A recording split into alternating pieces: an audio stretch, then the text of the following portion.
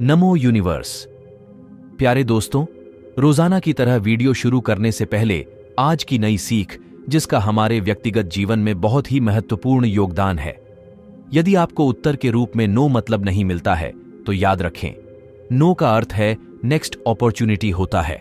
तो आइए सकारात्मक सोच के साथ आगे बढ़ते हैं।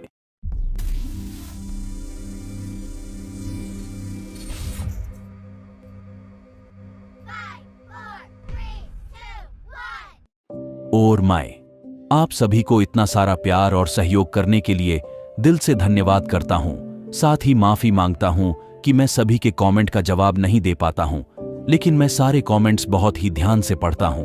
इसीलिए कमेंट्स करना मत भूलिएगा, क्योंकि आपके कमेंट्स से ही हमें मोटिवेशन मिलता है, जिससे हम आपके लिए यूनिवर्स से बात करने और आपके जीवन में खुशहाली लाने के नए नए तरीके खोज करके आप तक पहुंचाते रहेंगे। अपने आप पर और जिसे आप मानते हो ईश्वर पर पूरा भरोसा रखिए। और मैं भी यूनिवर्स से प्रार्थना करता हूं कि मेरे चैनल यूनिवर्स लॉगिन फैमिली से जुड़े और इस वीडियो को देखने वाले सभी की सारी इच्छाएं पूरी जरूर करे। प्यारे दोस्तों, टेलीपैथी विधि द्वारा विचारों को साझा करने का एक सशक्त तरीका है। वाणी यह व्यक्ति के साथ संवाद के माध्यम से उनके मन में प्रवेश कर सकते हैं। इसके लिए सुनना, समझना और सहयोग करना महत्वपूर्ण है।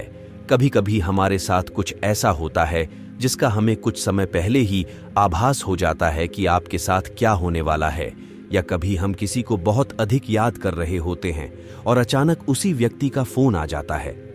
ऐसे में हम बस कुछ पल के लिए हैरान होकर इसे संयोग मानकर भूल जाते हैं, लेकिन हर बार यह केवल संयोग नहीं होता। बिना किसी आधार या यंत्र के अपने विचारों को दूसरे के पास पहुंचाना, दूसरों के विचार समझ लेना या किसी घटना का पहले से एहसास हो जाने को टेलीपैथी विधि कहा गया है। लेकिन अक्सर यह सवाल उठाया जाता है कि क्या टेलीपैथी जैसी कोई चीज सचमुच संभव है? अगर हां, तो कैसे? क्या सचमुच मन की शक्ति से किसी तक संदेश पहुंचाया जा सकता है? जानने के लिए वीडियो को अंत तक पूरा देखना है। और ऐसी ही जानकारी भरी वीडियो देखने के लिए आपके अपने चैनल यूनिवर्स लॉगिन को सब्सक्राइब कर लीजिए। तो बिना देरी किए वीडियो शुरू करते हैं। दोस्तों, टेलीपैथी के द्वारा संदेश पहुंचाया जा सकता है, इसका सीधा जवाब है हां। सबसे पहले विज्ञान ही इसकी पुष्टि करता है। दरअसल सामान्य तौर पर हम 5 सेंसेस के जरिए किसी चीज या दृश्यों को समझ पाते हैं, लेकिन कभी कभी किसी के भीतर सिक्स्थ सेंस जागृत हो जाती है। इस इंद्रिय को विज्ञान ने एक्स्ट्रा सेंसर परसेप्शन का नाम देकर सेंसेस में शामिल किया है। सभी लोगों में टेलीपैथी की थोड़ी बहुत क्षमता होती है, लेकिन कुछ व्यक्तियों में यह इतनी स्ट्रांग होती है कि वह अपनों तक मानसिक संवाद पहुंचा पाते हैं या भविष्य की किसी घटना को पहले ही भांप लेते हैं। इसमें हमारी 5 सेंसेस का इस्तेमाल नहीं होता, यानी इसमें देखने, सुनने, सूंघने, छूने और चमकने की शक्ति का इस्तेमाल नहीं किया जाता। यह हमारे मन और मस्तिष्क की शक्ति होती है। मनुष्य के अवचेतन मन में अलौकिक, अविश्वसनीय और अकल्पनीय शक्तियां विद्यमान हैं। यदि अवचेतन मन की उन शक्तियों को जागृत कर लिया जाए तो अनेकानेक चमत्कार खुद ब खुद लगना, मन की बात जान लेना। किसी भी व्यक्ति से मिलते ही उस व्यक्ति के भूत, भविष्य तथा वर्तमान की जानकारी प्राप्त कर लेना या उसके साथ घटने वाली घटनाओं को जीवन में आकस्मिक होने लगती है। ऐसी चमत्कारिक घटनाओं को अति इंद्रिय शक्ति का चमत्कार कहा जाता है। मनोवैज्ञानिकों ने मस्तिष्क में उठ रही तरंगों पर काफी शोध किया।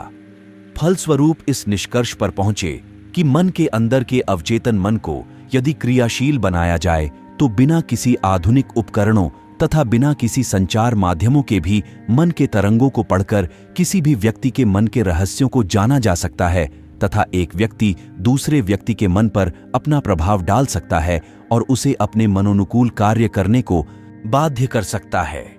इसी आधार पर मनोवैज्ञानिकों ने सिक्स्थ सेंस से संपन्न व्यक्तियों पर परीक्षण कर पता लगाया कि मनुष्य के मस्तिष्क में विचार उत्पन्न होते ही सारे आकाश मंडल में अल्फा तरंगों के रूप में फैल जाती है, जिसे कोई भी व्यक्ति अपने अंतर्मन को जागृत कर किसी भी व्यक्ति के मन में उठ रहे विचारों को पढ़ सकता है अथवा हजारों किलोमीटर दूर घट रही घटनाओं को स्पष्ट रूप से देख सकता है। भूतकाल की जानकारी तथा भविष्य में घटने वाली घटनाओं को स्पष्ट रूप से देख सकता है। प्राचीन योग शास्त्रों के अनुसार ध्यान साधना के द्वारा सिक्स्थ सेंस को जगाकर मानसिक शक्तियों के माध्यम से दूर दृष्टि, दूर बोध, विचार संप्रेषण एवं इत्यादि कार्य संपन्न किए जा सकते हैं।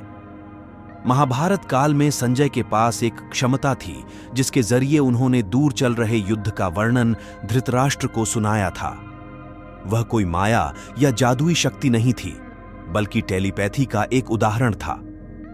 प्राचीन काल में ऋषि मुनि इसी शक्ति से भूत, भविष्य और दूसरों के मन की बात जान लेते थे, लेकिन उन दिनों इसे दिव्य दृष्टि और त्रिकालदर्शी शक्ति के नाम से जाना जाता था।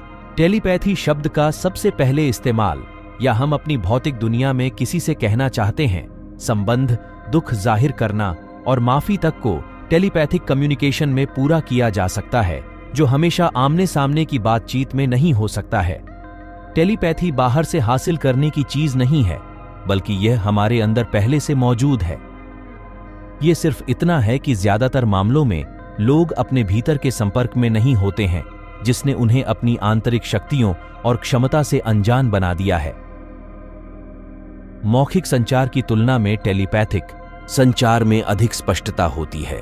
ऐसा इसीलिए है क्योंकि मन में आप जीवन में आकस्मिक होने लगती हैं। ऐसी चमत्कारिक घटनाओं को अति इंद्रिय शक्ति का चमत्कार कहा जाता है। मनोवैज्ञानिकों ने मस्तिष्क में उठ रही तरंगों पर काफी शोध किया।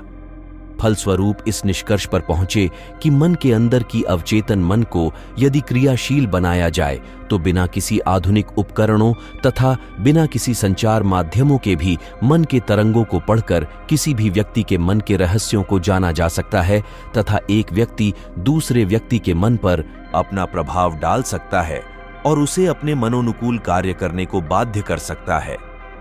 इसी आधार पर मनोवैज्ञानिकों ने सिक्स्थ सेंस से संपन्न व्यक्तियों पर परीक्षण कर पता लगाया कि मनुष्य के मस्तिष्क में विचार उत्पन्न होते ही सारे आकाश मंडल में अल्फा तरंगों के रूप में फैल जाती है, जिसे कोई भी व्यक्ति अपने अंतर्मन को जागृत कर किसी भी व्यक्ति के मन में उठ रहे विचारों को पढ़ सकता है अथवा हजारों किलोमीटर दूर घट रही घटनाओं को स्पष्ट रूप से देख सकता है। भूतकाल की जानकारी तथा भविष्य में घटने वाली घटनाओं को स्पष्ट रूप से देख सकता है।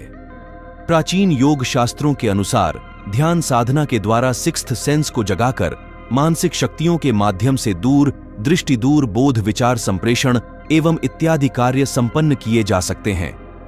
महाभारत काल में संजय के पास एक क्षमता थी जिसके जरिए उन्होंने दूर चल रहे युद्ध का वर्णन धृतराष्ट्र को सुनाया था। वह कोई माया या जादुई शक्ति नहीं थी, बल्कि टेलीपैथी का एक उदाहरण था। प्राचीन काल में ऋषि मुनि इसी शक्ति से भूत, भविष्य और दूसरों के मन की बात जान लेते थे, लेकिन उन दिनों इसे दिव्य दृष्टि और त्रिकालदर्शी शक्ति के नाम से जाना जाता था। टेलीपैथी शब्द का सबसे पहले इस्तेमाल या हम अपनी भौतिक दुनिया में किसी से कहना चाहते हैं, संबंध, दुख जाहिर करना और माफी तक को टेलीपैथिक कम्युनिकेशन में पूरा किया जा सकता है, जो हमेशा आमने सामने की बातचीत में नहीं हो सकता है। टेलीपैथी बाहर से हासिल करने की चीज नहीं है, बल्कि यह हमारे अंदर पहले से मौजूद है। यह सिर्फ इतना है कि ज्यादातर मामलों में लोग अपने भीतर के संपर्क में नहीं होते हैं, जिसने उन्हें अपनी आंतरिक शक्तियों और क्षमता से अनजान बना दिया है। मौखिक संचार की तुलना में टेलीपैथिक संचार में अधिक स्पष्टता होती है। ऐसा इसलिए है क्योंकि मन में आप कुछ महसूस कर रहे होंगे, लेकिन जरूरी नहीं कि विभिन्न कारणों से आपके विपरीत व्यक्ति को वही भावना व्यक्त की जाए। यह अक्सर गलत संचार या गलत फहमी का कारण बन सकता है, लेकिन टेलीपैथी में आप बिना किसी अस्पष्टता के ठीक वही संवाद करते हैं जो आप दूसरे व्यक्ति से चाहते हैं। हमारे दिमाग को इस तरह से अनुकूलित किया गया है कि हम अपने आसपास के लोगों के साथ संवाद करने के लिए विभिन्न गैजेट पर पूरी तरह से निर्भर हो गए हैं, लेकिन टेलीपैथी का उपयोग करने की क्षमता हासिल करना बहुत मुश्किल नहीं है, क्योंकि यह पहले से ही हमारे अंदर है और हमें सिर्फ इसे जगाने की जरूरत है। शुरू करने के लिए टेलीपैथी सबसे अच्छी तरह से उन लोगों के साथ की जा सकती है जिनके हम करीब हैं या जिनसे अधिक नियमित रूप से बातचीत करते हैं, जैसे कि आपका जीवन साथी, सबसे अच्छा दोस्त आदि, क्योंकि करीबी लोगों से आप पहले से ही किसी स्तर पर टेलीपैथिक रूप से संचार करने की अधिक संभावना रखते हैं। हालांकि यह प्रक्रिया लंबी है और इसे प्रैक्टिकली ज्यादा बेहतर समझा जा सकता है, लेकिन संक्षिप्त में बताएं तो ध्यान, प्राणायाम और कंसंट्रेशन से छठी इंद्रिय को जगाया जा सकता है। इसके अलावा दूसरा तरीका है कि शवासन में लेट जाएं और आंखें बंद कर ध्यान करें। लगातार इसका अभ्यास करें और योग निद्रा में जाने का प्रयास करें। योग निद्रा अर्थात शरीर और बाह्य मन इस अवस्था में सो जाता है, लेकिन अंतर्मन जागृत रहता है। इसकी मदद से मानसिक स्तर पर मैसेजेस ट्रांसफर किया जाता है। ध्यान का सीधा सीधा संबंध मन से होता है। इसमें काम, क्रोध, लोभ, अहंकार, ईर्ष्या, राग, द्वेष, छल, कपट इत्यादि विकार उत्पन्न होते रहते हैं। अंतमन का स्वभाव शांत, निर्मल और पवित्र है। यह मनुष्य को हमेशा अच्छे कार्यों के लिए प्रेरित करता है। इसी में अलौकिक, दिव्य और चमत्कारिक शक्तियां निहित होती हैं। बाह्य मन जब सुप्तावस्था में होता है तब अंतर सक्रिय होने लगता है और इसी अवस्था को ध्यान कहा जाता है। मन को बेलगाम घोड़े की संज्ञा दी गई है, क्योंकि मन कभी एक जगह स्थिर नहीं रहता तथा शरीर की समस्त इंद्रियों को अपने नियंत्रण में रखने की कोशिश करता है। मन हर समय नई नई इच्छाओं को उत्पन्न करता है। एक इच्छा पूरी नहीं हुई कि दूसरी इच्छा जागृत हो जाती है और मनुष्य उन्हीं इच्छाओं की पूर्ति की चेष्टा करता रहता है, जिसके लिए मनुष्य को काम, क्रोध, लोभ, मोह, भय, पीड़ा इत्यादि से गुजरना पड़ता है। इसके बावजूद जब मनुष्य की इच्छाओं की पूर्ति नहीं हो पाती, तब मन में क्लेश तथा दुख होने लगता है। यदि मन को किसी तरह अपने वश में कर एकाग्र चित्त कर लिया जाए, तब मनुष्य की आत्मा होने लगती है। समस्त प्रकार के विषय विकारों से ऊपर उठने लगता है और अंतमन में छिपे हुए ऊर्जा के भंडार को जागृत कर अलौकिक सिद्धियों का स्वामी बन सकता है। मन को नियंत्रित करना थोड़ा कठिन है, परंतु कुछ प्रयासों के बाद मन पर पूर्ण रूप से नियंत्रण प्राप्त किया जा सकता है। मन को साधने के शास्त्रों में अनेकों प्रकार के उपाय हैं, जिसमें से सबसे आसान तरीका है ध्यान साधना। ध्यान के माध्यम से कुछ ही दिनों या महीनों के प्रयास से साधक अपने मन पर पूरी तरह नियंत्रण रखने में समर्थ हो सकता है। ध्यान साधना से मन के सारे विकार धीरे धीरे समाप्त होने लगते हैं तथा अंतर्मन जागृत तथा चैतन्य होने लगता है। मन की एकाग्रता धीरे धीरे बढ़ने लगती है। मनुष्य के शरीर की सुप्त शक्तियां जागृत होने से शरीर पवित्र, निर्मल तथा निरोग हो जाता है। सर्वप्रथम साधक ब्रह्म मुहूर्त में उठकर स्नान आदि से निवृत्त होकर अपने पूजा स्थान अथवा किसी निर्जन स्थान में सिद्धासन या सुखासन में बैठकर ध्यान लगाने का प्रयास करें। ध्यान लगाते समय सबसे पहले अपने आज्ञा चक्र पर ध्यान केंद्रित करें तथा शरीर को अपने वश में रखने का प्रयास करें। बिल्कुल शांत, निश्चल और स्थिर रहे तथा नियम पूर्वक ध्यान लगाने का प्रयास करें। सर्वप्रथम साधक जब ध्यान लगाने की चेष्टा करता है, तब मन अत्यधिक चंचल हो जाता है तथा मन में अनेकों प्रकार के ख्याल उभरने लगते हैं। साधक विचार को जितना ही एकाग्र करना चाहता है, उतनी ही मन विचलित होने लगता है तथा मन में दबे हुए अनेकों विचार उभरकर सामने आने लगते हैं। इसलिए ध्यान साधना को 3 आयामों में विभक्त किया गया है: विचार दर्शन, विचार सर्जन और विचार विसर्जन। विचार दर्शन साधक को चाहिए कि जब ध्यान लगाने बैठे तब मन में जो विचार उत्पन्न हो उसे होने दें। विचारों को आने से न रोक, न ही विचारों को दबाने की चेष्टा करें। मन में विचार लाना नहीं है और न ही विचारों को आने से रोकना है। मन एक विचार से दूसरा विचार, दूसरे से तीसरा, इस तरह से अनेकों प्रकार के विचार, घटना, दुर्घटना, वास्तविक तथा काल्पनिक अनेकों विचार मन में उत्पन्न होते रहेंगे। परंतु आपको उन विचारों में किसी प्रकार का हस्तक्षेप करने की जरूरत नहीं। केवल आप देखते जाइए कि मन किस प्रकार कल्पना लोक में उड़ान भर रहा है।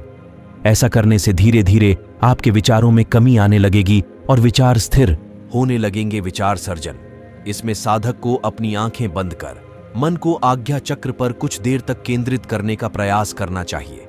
तत्पश्चात मन में कोई विचार लाए और कुछ देर तक उस पर ध्यान को केंद्रित करें और उस विचार को मन से हटा दें तथा पुनः दूसरा विचार लाएं और उस पर भी कुछ देर तक ध्यान केंद्रित कर उसे भी मन से हटा दें। इस तरह मन में अलग अलग विचारों को लाते रहे तथा कुछ देर तक उस पर अपना ध्यान केंद्रित कर उसे हटाते जाएं।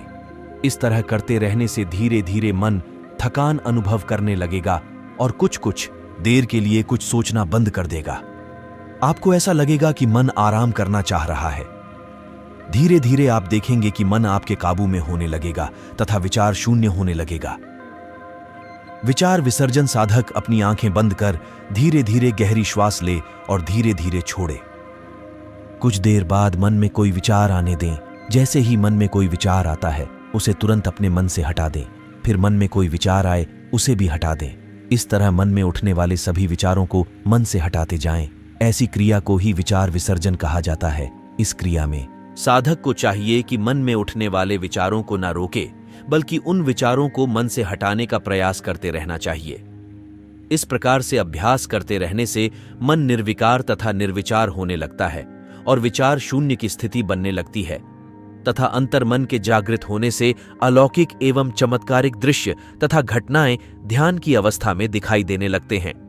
वीडियो एंड तक देखने के लिए आपका दिल से धन्यवाद। तो मिलते हैं और किसी न्यू टॉपिक के साथ, तब तक के लिए जय हिंद, जय भारत।